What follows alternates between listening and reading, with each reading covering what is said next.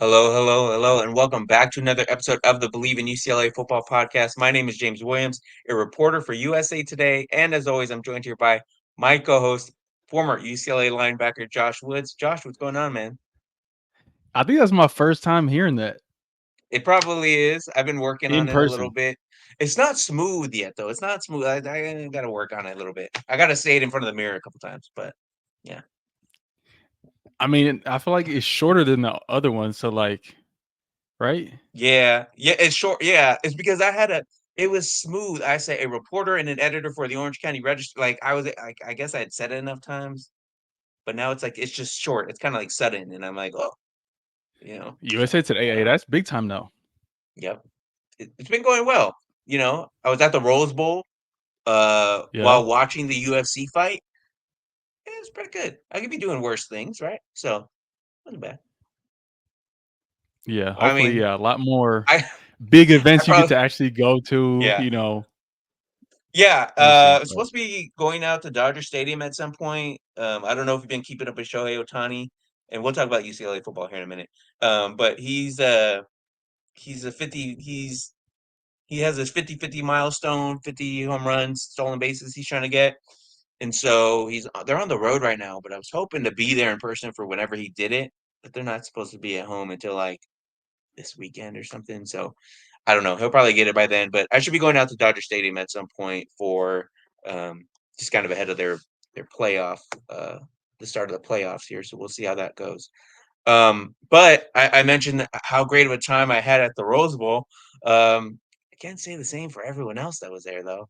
Uh, let me see. What was the score again? I kind of forgot. 42-13. UCLA's hmm Big Ten opener debut arrival didn't go very well, Josh. They lose to Indiana. I remember talking to you a couple weeks ago about this Curtis Rourke fella, and Yep. um, and kind of being like, "Oh, isn't that so and so?" And um, and then I think the next week they go off for 77 points and score and set a new program record against whoever they played. And I was like, "Oh, yeah, this is a good team here." So UCLA found out, but I was just kind of curious. What were your thoughts? What did you think of Curtis? And have you had a chance to talk to Nathan at all?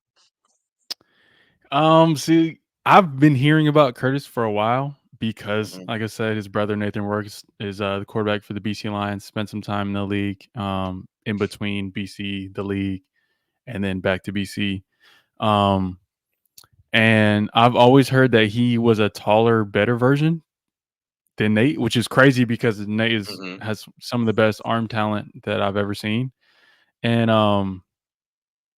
I had heard, the rumblings when he was at University of Ohio and he was out here breaking Nate's records over there and how good of a quarterback he was. And then he had torn his ACL, I believe, last year, Yeah. and then Hmm. transfers to Indiana. And I think he's gonna have a good year in the Big Ten. And the thing about Indiana is I feel like they're a better team than people thought they were gonna be, including myself. Hmm. As a whole, I was impressed Yeah. more by their team, and yeah, unfortunate for the Bruins, it was a bad game and a bad a bad interest to the Big Ten. So Hmm. um, I don't even know where to go from there, but Well, I was I was disappointed watching the game. That's all I can say. hmm what were some takeaways? What did you think of the offense? We'll start with UCLA's offense. What did you think of the offense? Obviously, Ethan Garbers has the fumble on the first play on offense. I think it was they practically gave the ball back to Indiana in the red zone, if I have that correct. What stood out to you about the offense? What did you think of it? What did you make of Ethan Garbers? Disappointed in his play. On the thing is like for him to be in his fifth year, and it seems like these mistakes are you would expect from a younger quarterback, and this kind of in a way reminds me of how Chip Kelly's reign started with having Hmm. an older quarterback at first, and then eventually shift into Dorian Thompson Robinson, and if you're a young quarterback, like the mistakes and stuff are expected, but if you're a fourth to fifth year guy, you're expected to be pretty consistent. And I've yet to see that so far this year. And we'll see because if Dorian in his fifth year was making the same mistakes, as his first or second year, Hmm. I think, that's a problem, and he probably would have got, benched at some point. I mean, even you're seeing it in the NFL as well, a guy, a first round guy like Bryce Young, Yeah. after 2 games, he gets benched. Um, and I don't know how, Martin looks or some of the other guys, but at a certain point, if this continues on, they might have to, make that change and start looking to the future. I know, have a guy like Madden committed, and I know that's down the line, but Hmm. something needs to spark this offense because that honestly, the defense, like for the most part, bend don't break. They were holding up to a certain point. I mean, like they were put in some tough positions. You know, getting the ball inside the 50 and things like that. And for the majority part, like dudes are physical, flying around, competing up until I think some point in the fourth quarter, even the announcers were kind of like, it seems like the defense has kind of had enough. And with injuries and things, I know we're thin. But yeah, I think the offense needs to be more consistent if we're going to be able to compete in these games. Yeah, no doubt about it. And I was looking at the opening drive here for Indiana. As someone who played defense, I guess I'm just kind of curious. 12 plays, 75 yards, time of possession was 6 minutes and 29 seconds. As someone who played defense, what is the mindset on the opening drive where they kind of have that much, they're kind of moving the ball, they have that much time that early on? Because by the time, um, well, I guess they only needed a minute.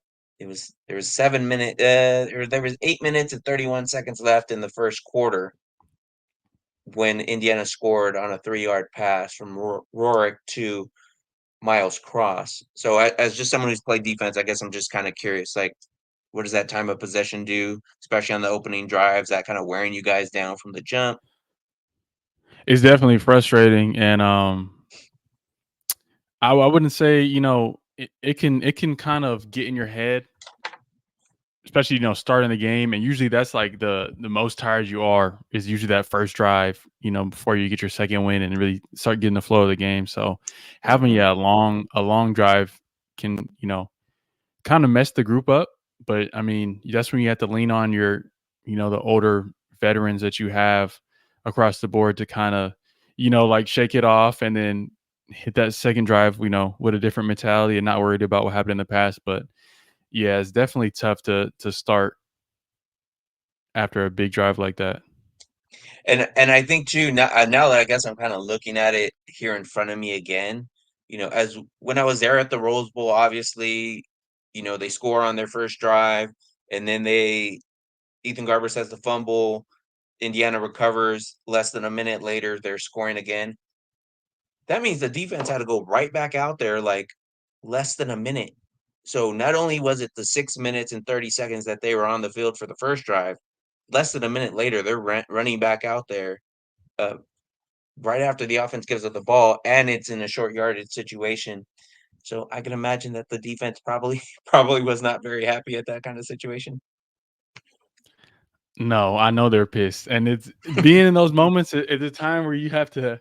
I'm telling you, you got to lean on the vets and really Mhm. don't let it, you know, don't let those drives take you out of the game mentally for what I'm saying for the rest of the game, Yeah. and also don't let it divide the team. Don't let it divide, offense from defense, and don't let it divide, you know, inside the defense from the linebackers and the DBs to the D line. Don't start blaming. It's like you got to really go in with the next play mentality on the next drive of I don't care what happened before and I don't care what happens after this, but on this play I'm gonna do my job and do what I need to do. Um, so you know, honestly, it's only the second game of the season. Really, this is the third game under Malloy. This is the second game with Bienemy and second game under Coach Foss, and a lot of, I mean, even though there are some guys that are on the staff before, it's still a lot of things that are brand new. I know, Hmm. we have a lot of players that were here before, but it's definitely a different team. And guys need to step up and use these moments to learn and grow. You mentioned Garbers earlier, and maybe seeing what else they have at quarterback. Obviously, some of the fans are pretty upset from what I've heard just regarding what Ethan Garbers has shown so far and just where UCLA's at so far. And again, it doesn't feel like they're 1-1. It kind of does feel like they're 0-2, um, even though of course they are 1-1. But I mean, I just don't know if trying someone other than Garbers is a smart move. If last week was really the first time, let me check, assuming he threw a pass, that Justin Martin just threw the ball because Hmm. yeah, okay, so he completed one pass on one attempt. So prior to this game against Indiana, he had been in briefly and had two runs, um, two carries on the time he was in. I think that was against like Coastal Carolina or something like that last year. So he gets in, he throws his first pass, 5-yard completion. I mean, are you willing to do I think the thing for me is because you mentioned DTR and, like, people have mentioned, like, "Oh, Garber should be here considering what year he's in." I mean, like, Garbers didn't get a whole lot of reps either prior to what last year was, and last year was kind of a cluster, but I don't know, like, there's no leeway, there's no leash for Ethan Garbers at all? I mean, there is, but you gotta understand, if you've been in a college program for 4 or 5 years, you're not a, Mhm. 17, 18-year-old kid out there, that hasn't had any experience and doesn't shouldn't, you know, you should have gotten better, Yeah. when it comes to your IQ, which you developed more, you're an older guy. Mentally, you should be stronger and tougher. You've been in different environments. And I mean, he had years under Dorian to learn, certain things. He Mhm. had last year to compete, which to me personally, being in a position battle, that really, gets you, I feel like that helps you mentally, and Yeah. emotionally to make you a better player, and makes you, that dog come out of you, just the competition. And I'm not saying just hit the panic button and do it immediately, but maybe, I don't know, maybe he's comfortable and thought that he wanted, and that they're not, can go a different route, because it's different.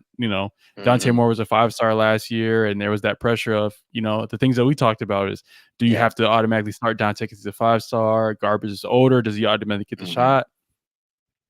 And they had their competition that went back and forth, and you know, he had good moments last year, and he had bad moments last year, and so far this year there are some plays on drives where it's like, there you go. Like, you could see the confidence, you could see the skill come out of him, and he makes some good plays. Mhm. And other plays, it's like, I feel like, as a veteran quarterback, just like, certain things, I think, just got to be more consistent. And hopefully, he continues into that. Maybe it's this new offense, and different things he's adjusting to.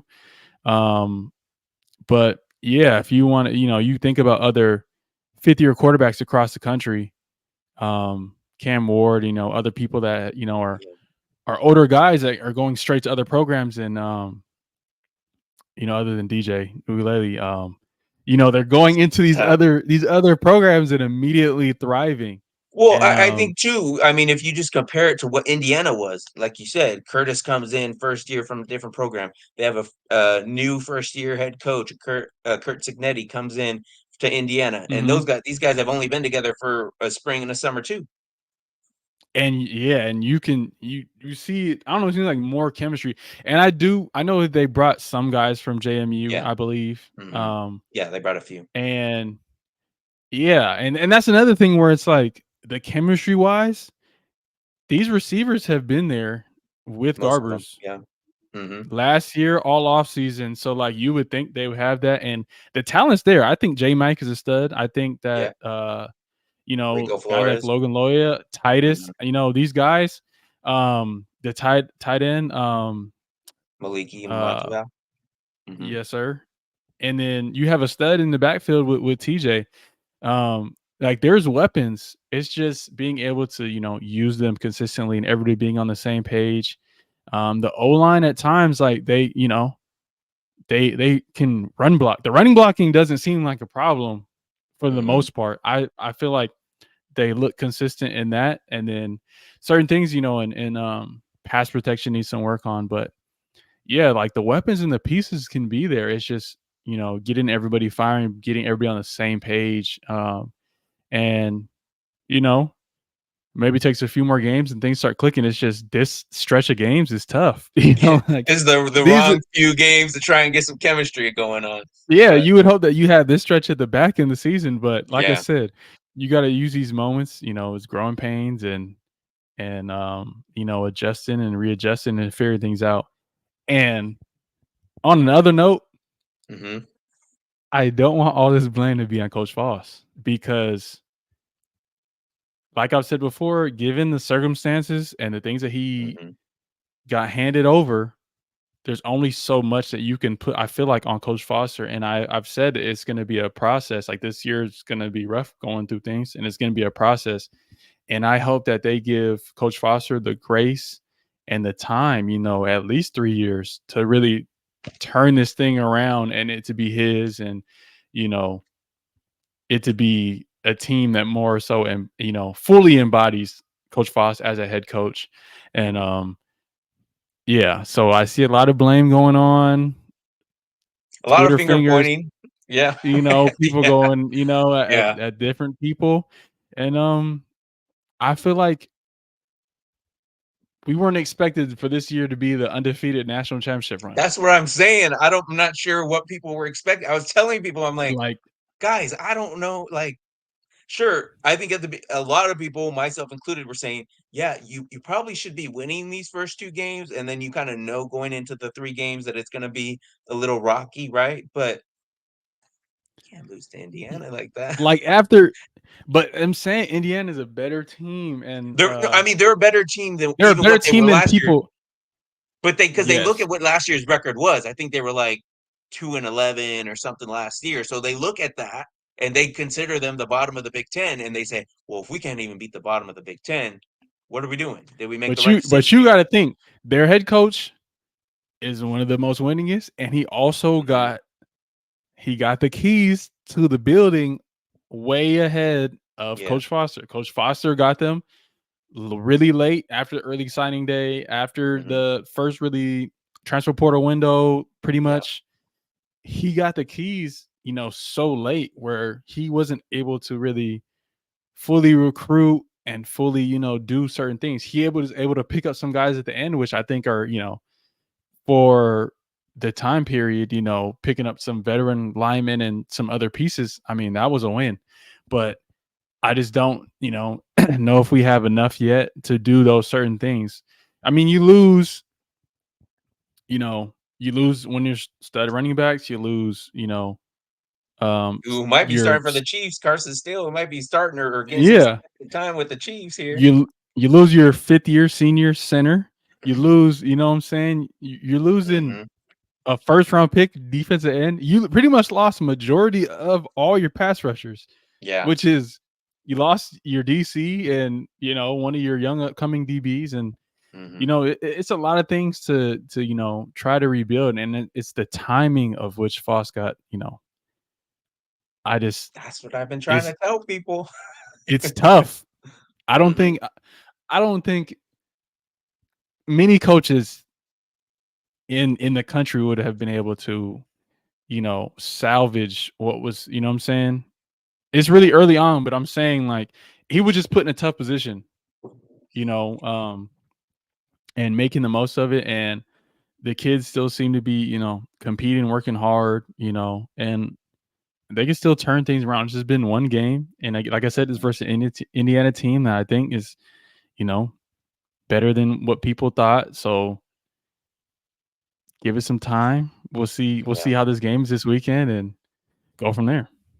We'll talk about this upcoming game here in a few minutes, but I think the thing with Foster is too, or what people are saying about Foster is they're like, "Oh, see, we should have went with Tony White, yada yada," and I'm just like, one, I give Foster all the credit in the world because, like, I looked at what Scott Frost and Nebraska and what they went through, it's tough when you're the alum of that school and people just look at you and this have this one. It sucks because if things don't go well for Foster, like what does that do to like the legacy there? Like that's the thing I always worry about with guys. They're so highly touted, they're so highly thought of because of their playing careers and what they did for the university as a player.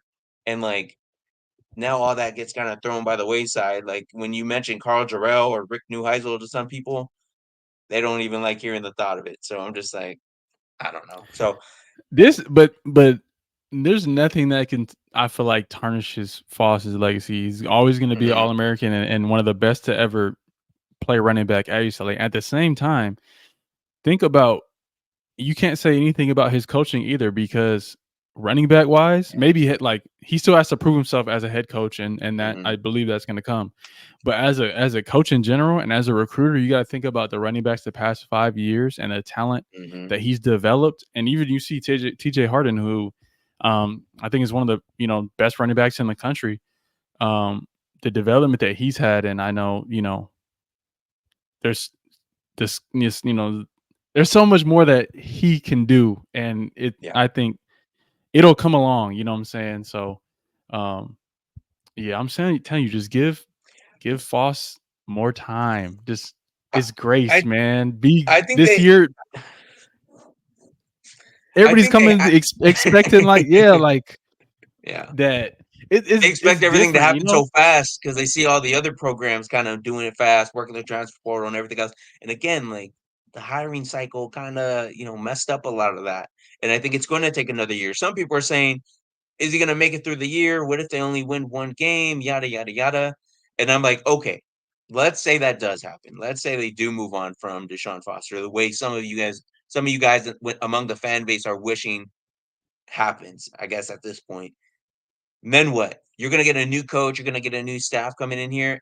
And then what? then It's it's going to be a restarted complete again. overhaul. You're just restarting it over again. So what? Like, that you guys are going to be doing a lot of the same complaining. We're not winning games on the field. And if you guys look, I always use the Chip Kelly time frame as an example because that's what I have to go off of, and that's what I was there for. So when I Mhm. started in 2019, it was rough. It was slim pickings. Hell, you were there. I Guys could were tell leaving, you, man. and this is before the transfer portal, so there wasn't the opportunity to restock the way you guys, considering how many guys you were losing. Did you bring in what 3 or 4 transfers that year? I feel like, or maybe that was the year We had to before. get a bunch of no, we had to get a bunch of JUCO guys. We had a few. We had probably like 2 or 3 transfers, And they were probably grad. and that I don't know if the grad yeah, transfer no, they rule were kind all of came grad. in. No, they were Yeah. grads. hmm Yeah, they were grads, and the rest we had to bring a bunch of JUCO guys in just to fill the roster because it was a turnover of Yeah. like 50 guys hmm that had left the program, Yeah. got Yeah. You guys kicked were off the the team, youngest or roster in the country that and then year. I got hurt 2 weeks before the season, so then Yeah. I was another person that was down, and hmm it was just like so many things that the adversity that we had to face, and then even going into the next year, we still weren't we just still weren't good. Like we still, it's No. not like we got a bunch of a top class coming in that next year, or like hmm a bunch of good transfers coming in that next year. Like, Yeah. and it, like, I'm It saying takes like 3 years. It's going to take, even for Foster, it's going to take 3 or 4 years, right? You got to get, he has to have all his guys in there. we never had a what top 25 class with Coach Kelly. Not that I'm aware of. No.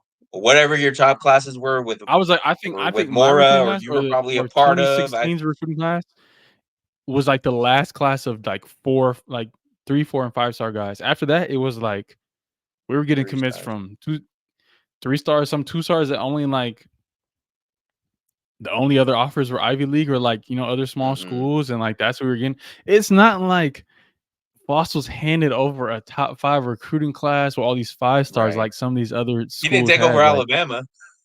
it's what I'm saying. Like, yeah, if he got the keys to like like a Alabama roster, and this game happened, then it'd be like, okay, that's where Yeah. the blame goes. But it's unfortunately it's just not there yet, and give him time. I mean, even if you see the recruiting that's gone on since he's Mhm. gotten the head coach job and the kids that are committed at the high school level now, you can see the trajectory of where things are heading.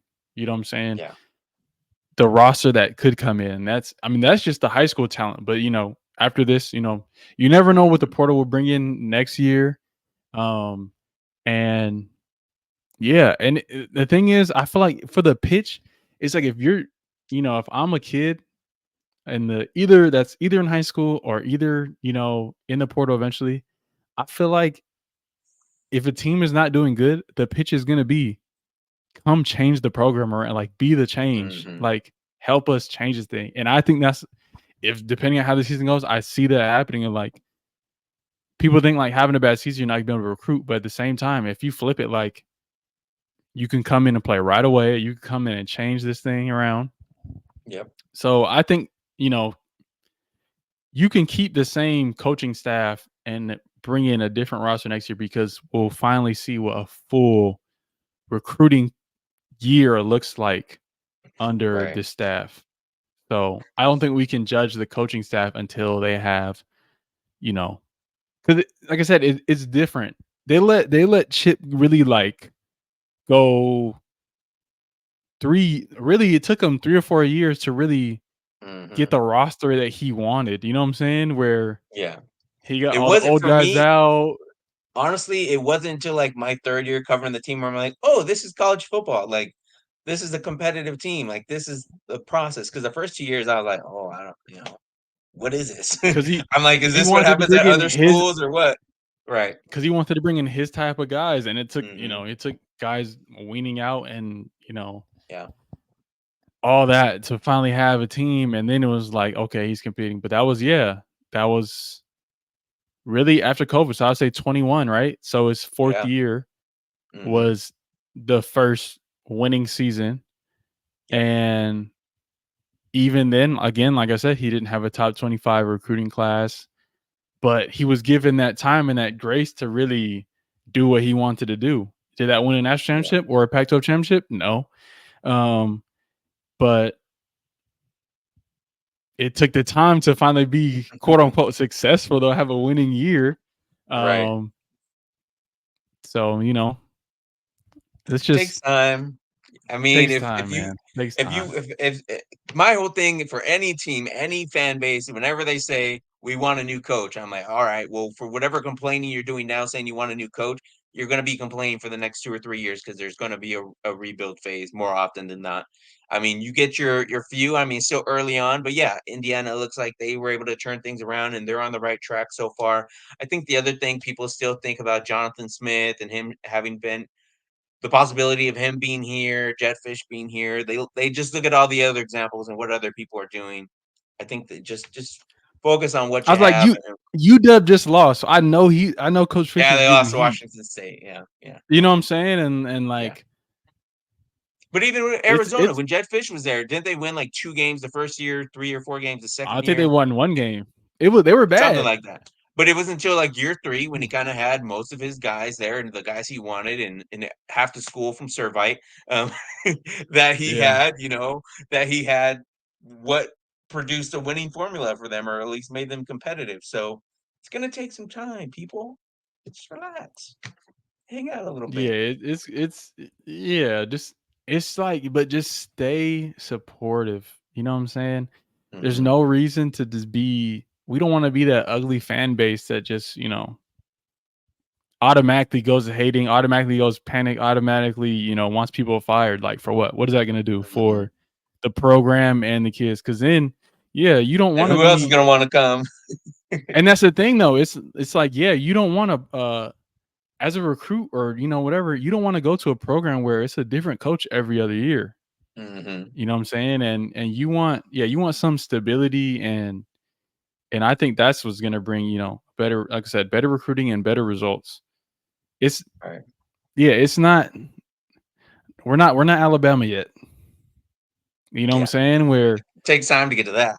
that's where you're expect I'm saying to go in and automatically be successful, automatically win because you've won already. And Hmm. you get handed over a top recruiting class every year. Like I said, these past 6, 7 years, it hasn't been that. I don't think we've had a top class since Mora in 2016, Something like that. Yeah. and then I would say our last 5 stars were what 2017 with Jalen Phillips and Darnay Holmes or Dante. Yeah. We had Was Dante Darnay? Moore, but I'm saying like where we had Yeah. multiple because I know like my class there was multiple. Yeah. Like I Yeah. wasn't one, but I'm saying like you know what I'm saying where we were bringing in like top guys Hmm. at every position, and like it hasn't been like that for a while. So how would you expect Foss without the early signing day? And I think he got it. Did he get it right before actual signing day or right after? He got it in like February. Which So is everybody's pretty much early committed by then. early signing day was in December at that point. Yeah, Um, so majority everybody already took their official fits. Everybody knows pretty much where they're and going. people were in the transfer portal by January because they enter right after the regular season games end, like during bowl week and stuff. Guys who are ever in the portal, they're already in there. They're Yeah, already being recruited and everything else. So yeah, it was way people past. already know. Yeah, people already Yeah, know. You know what they're they doing and know where where they're they're going, going. what they're looking for. Hmm. Yeah, so you got to think they had. He was handed over the worst recruiting class in the Big Ten, correct? I think Yeah, we're something 18 like out of that. 18. I mean, they only had So like we're 5 or 6 guys last year. It felt like. yeah. So with that, you have a first round pick gone. Like I said, all the other things that we lost, and you didn't, Hmm. and you were handed over the worst recruiting class. Because even yeah, in that time, you could tell the uncertainty and certain positions weren't even filled for a majority of that recruiting period. Remember, we were like, we don't know Was who's some of the gonna guys that coach came this, in, who's gonna do that. some of the guys who came in and start weren't even there until started training camp. Like two of the linemen didn't come until training camp that are starting, Yeah, and they were so like committed like way late. So, I mean, it's part of the process. I want to run down a few injuries real quick. But before I get to that, make sure you guys check out yesterday's episode. I did an episode yesterday. I didn't tell you, Josh, but I did an episode yesterday with ESPN's Marty Smith. Marty Smith will be doing some stuff there in Baton Rouge for the LSU UCLA game. Had a good conversation with him. Make sure you guys check that out. Finish listening to this one first. Finish listening to this one, and then go back and listen to that one as you guys get ready for the game. It's like a 1:30 game. I think it's like a 12:30 kickoff. like something like No, that. So it's something. Let me check for the people at yeah, home yeah. that aren't aware Let's because I know a lot of people were disappointed that it wasn't an LSU night game. It's a 12:30 12:30 game. Yeah, so it's 4:30 over there. Pacific A lot of time. people or 3:30 over there. Well, yeah, three whatever time. Yeah, 3:30, 3 hours. But a lot of people were saying there's a little disappointment because I think LSU games, especially the ones at night, are popping, right? So I know a few people have said that they were traveling out to that game, so safe travels to those. Hopefully the trip goes well, and you know, I would give UCLA's a puncher's chance. We'll get to that in a minute. So just some injuries. The defense took quite a hit first of all, but on offense, I know Titus was seen in the weight room, and if you're in the weight room, that usually means you're at least missing that practice and maybe a little longer. Um, Not sure what his situation is. Speaking of injuries, uh, Deshaun said he wasn't going to give any thorough injuries anymore, any injury updates the way he was. Said like how individuals are like people are doing like specifics. where he's like, "Oh yeah, so and so has a knee," or "Oh, so and Oh, so's," and then we're like it's gonna be kind of mysterious signing again. up. Yeah, he's signing up the ship a little bit. He said it was because like he doesn't have to say until 3 hours before the game when they put out an injury report. It's not like I don't think he necessarily.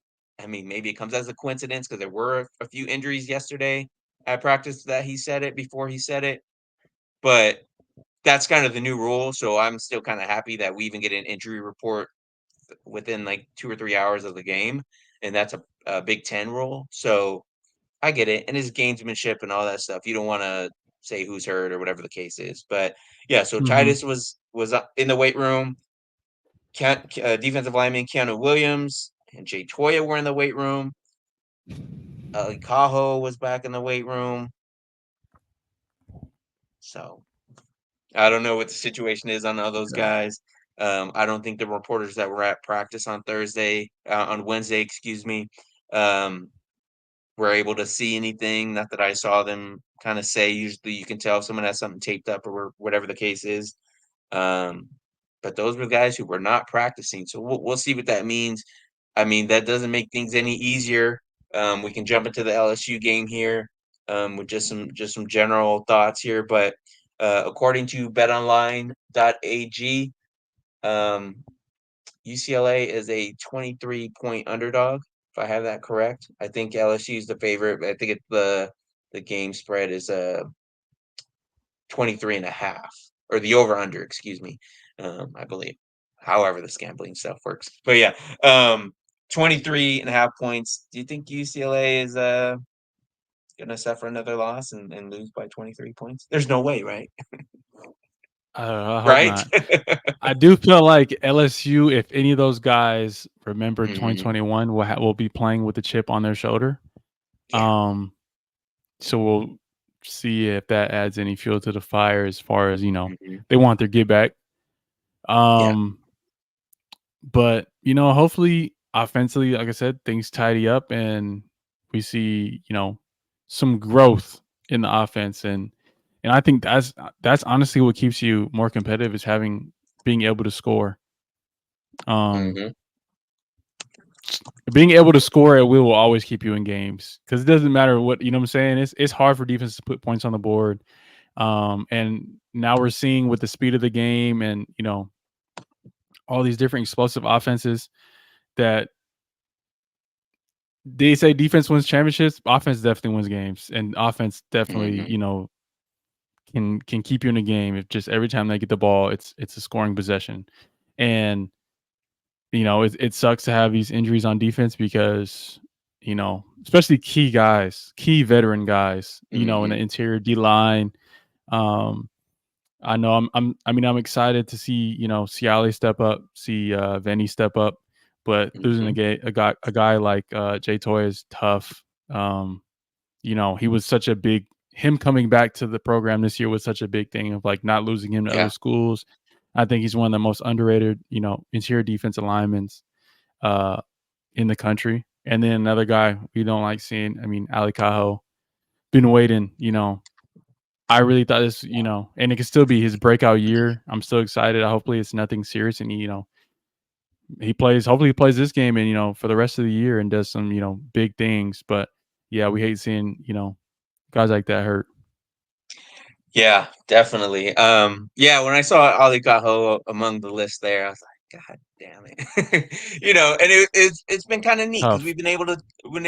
we've been able to talk to him when he's been available to the media and just kind of hearing out his process and just kind of the things he's gone through and how excited he was just to get back playing. So, it's unfortunate. We'll see what happens. Again, about 2 to 3 hours before the game starts is when we'll have an official injury report and we'll know kind of who's in, who's out, what the status is for a lot of the guys. Real quick, I just wanted to go over the bet and or not the bet online, excuse me, betonline.ag. Just wanted to go over the odds there again. So the game spread is 23 and a half. The over under is 110. So yeah, we'll see how that goes. I'm trying to think what else. Oh, okay. So we had the travel, UCLA had the travel going to Hawaii, going this way. Yep. Now they're going this way, to the East Coast for the LSU game. It's supposed to be hot, it's supposed to be humid. There's going to be travel. It's going to be a packed stadium. There's Yep. going to be a lot of, I'm not making excuses for UCLA, but there's going to be some disadvantages just from the jump. How do you think, how as a former UCLA player, how do you kind of view that road trip and everything that goes into that? Do you consider that? Are you thinking about that? I mean, having played at Texas A&M early in the year, I can Hmm. relate a little bit.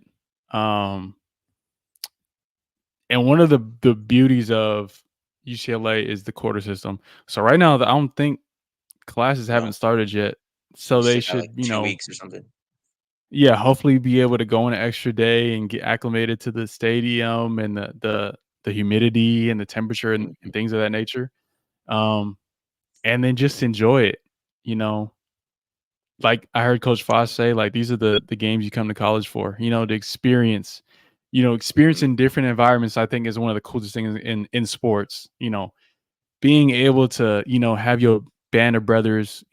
Really hundred people going together into enemy territory, and this you have each other, and then playing against almost 100,000 fans or however many that stadium holds. Mhm. Just enjoy the experience and have fun. I'm saying like that's something you dream of as a kid, playing in these environments and these having this type of experience, and then there'll be many more, like Penn State and other things down the road. So I think really just enjoy the time and yeah, have fun. Don't once you start thinking too much about it, that's when you start getting nervous, Mhm. anxiety, and then that's when you don't play good. But when you go out there and just have fun and one play at a time and really enjoy being out there with your brothers, that's when you compete and play better. So I know Coach Foss has talked about it, so I know he's talked about it, with the boys, but um, yeah, hopefully they come out mentally prepared and have a good time. Yeah, no doubt about it. Yeah, I think, again, I think not UCLA, but LSU should be interesting. They almost messed around and lost to South Carolina last week. If it wasn't South Carolina had two touchdowns called back because of like roughing the passer, or no, I mean, is it holding? I can't remember if they were touch. I don't remember if one of them was a pick six return for a touchdown or something like that. But they've had some penalties that kind of saved LSU in that game because uh, they they shouldn't have won that game, to be honest. But Yeah. I mean, hopefully, I mean, we had quite a few penalties, and we had some penalties last weekend that kind of saved us in a way too. mhm. I don't know. What are your thoughts on those? Targeting and the roughing the passer. Oh, people were complaining about not complaining. I don't think I saw a good highlight of it, but I think they said one of the targeting rules, one of the one of the plays they called for targeting, like wasn't really targeting. Um, I don't know. I think I just I wish think they'd be consistent about it. the targeting one based upon he did put his head down. I think that one was targeting. The one that I'm not sure about is the roughing the passer. I Yeah, think yeah. I think that was just he beat his man and got a sack, and that's I mean Mhm. it was just just a regular play. The targeting though, like if you put your head down and crown into anybody, Yeah, yeah. But right. the roughing the passer one, like, and the thing is, like, it wasn't even Garber's blind side though. Like Mm, it was his throwing side. So like you know what I'm yeah, saying? he should have If seen it it. was coming from his blind side, like an Anthony Barr hit, that was a Mhm. blind side hit, and I wonder if they would nowadays call that roughing the passer, which Anthony Probably. Barr hurt Matt Barkley's shoulder, and maybe you know what I'm saying. But Yeah. that's a legendary play, and it sucks that like now that legendary play would be taken away from us. But Mhm. yeah, a roughing the passer quarterback side. I mean, for UCLA fans, it helped us, but Yeah. me personally, I don't think so. But the targeting, guys need to work on keeping their head up. Yeah, no doubt about it. We'll see how things play out there. As we get ready to kind of wrap things up here, I did want to mention I had to sit here and watch this Rams Cardinals game. Did you watch this Rams Hmm. Cardinals game? Okay. So I had to sit here and watch it, and I'm thinking, okay, maybe the Rams will do something.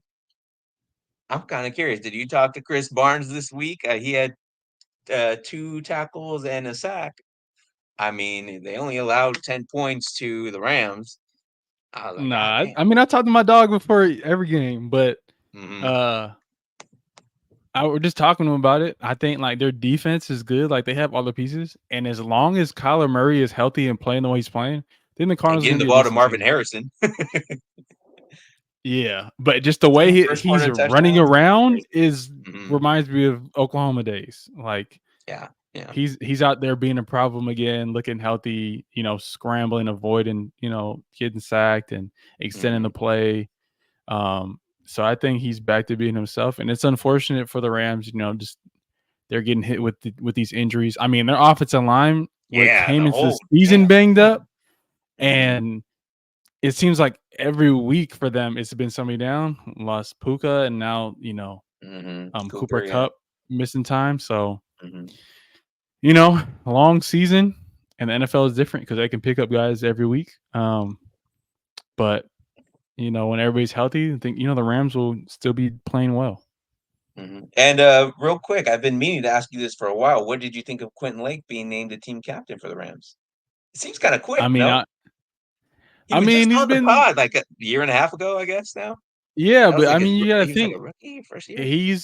he's kind of a vet now. I mean, Yeah. I don't think not. There's not that many guys on that defense that were there when he first got there. I Mhm. believe. But it just feels like that was like Um, 2 years ago. but you gotta understand that's Dr. Lake. There's a reason. Like we always talked Mhm. about, like Hugh is one of the smartest football minds that I've ever played with, and I know. Um, and he's such a great guy. On and off the Mhm. field, the way he the way he presents himself in public is the same way. Q is a good guy off the field, funny, charismatic. Like Q has Mhm. all the qualities of a leader, and when when you've been in leadership positions, from modern day to UCLA to Yeah, there, like modern you're day, yeah. expected, you're gonna be a leader.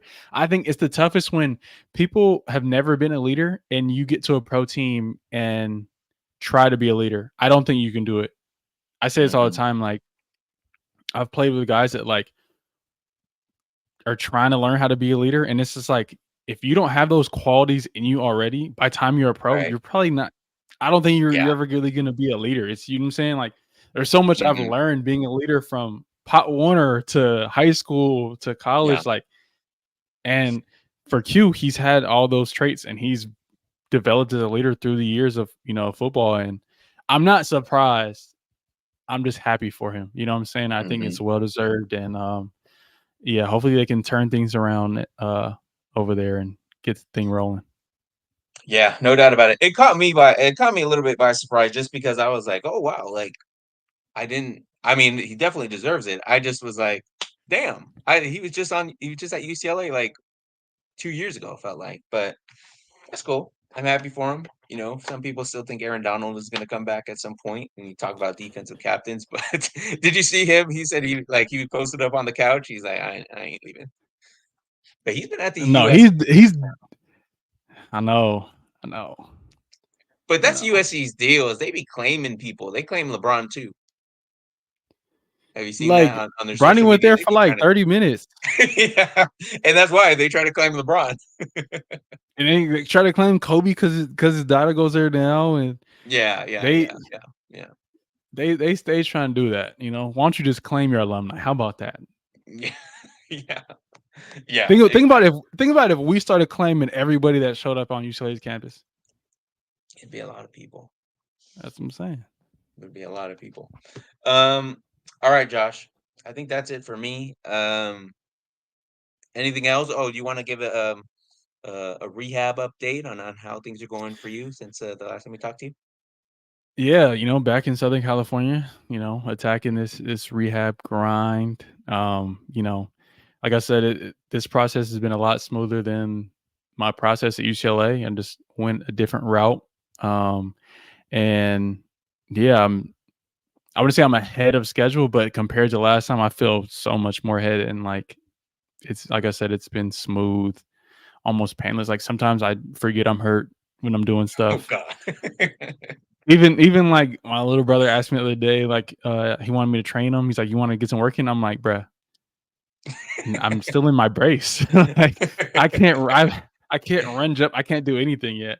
Right. Um, but yeah, still taking my time, and my aim point is May next year to be full go for camp and then head into the next season. I have one more year on my contract, and we'll see how that goes.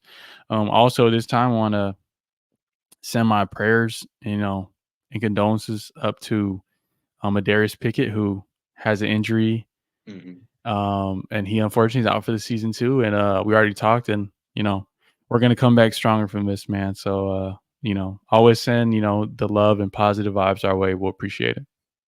We gotta get him on the pod soon. I know I tweeted at him and told him about it, and he sounded like he was down for it. So Oh yeah, trying to let's get him once on soon. he's he's getting his surgery and stuff done up north in Ottawa, and then he said he's going to be heading back down to do rehab. And I know Pick he's going to be probably on the sideline for UCLA football coaching in some capacity while he's home. Hmm. So I know, yeah, once there's more time and he's settled in LA, that we could definitely get him on the pod. Awesome. Sounds good. All right, Josh. I think that's it for me. Thank you guys so much for tuning in and listening. Make sure, again, if you guys haven't already, go back and listen to the episode with Marty Smith. And yeah, everybody, thanks again as always. Make sure you guys like, subscribe on your favorite audio podcast platform. I'll probably put this one on YouTube. Make sure you guys are going over to the YouTube. If you don't know the channel, it should be in the description. If not, just type in Believe in UCLA Football and you'll be able to find it on YouTube. And again, as always, thank you everybody and have a good one. And we'll catch you guys in the next one. Thank you.